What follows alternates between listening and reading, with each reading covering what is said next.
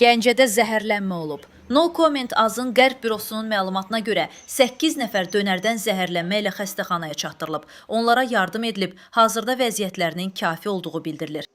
Xəstəxanamıza gecə saat 12:01 radələrində 8 uşaq qida zəhərlənməsinə şübhə diaqnozu ilə xəstəxanamıza daxil olmuşdur.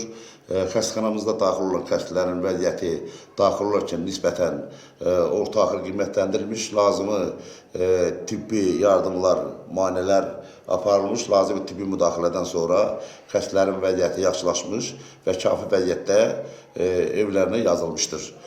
Bütün laborator digər müayinələr götürülmüşdür.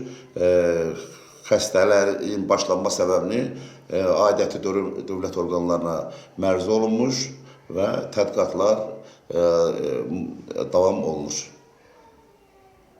Məlumata görə zəhərlənənlər Gəncə şəhər Mirzə Şəfi Vazih adına 16 nömrəli tam orta məktəbin şagirdləri olub. Hazırda faktla bağlı araşdırma aparılır.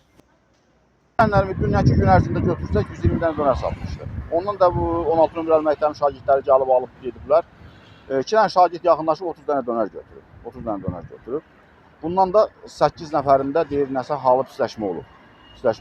Yəni gün ərzində bizdə ki kamerada qeydiyyatda var, qeyd olunur. Gün ərzində bizim nə qədər müştərilərimiz, qıraqdan, kənardan gələn müştərilərimiz olub. Hazırda uşaqların əksəriyyəti buradan dönər alırlar. Yəni heç bir hadisə olmur. 7 dənə, 8 dənə bu uşağın da mənə olan məlumatda odur ki, gecikdiriblər dönəri, vaxtında yeməyiblər. Bunun da hazırlanandan sonra yemə vaxtı var, yemə qaydası var, yemə.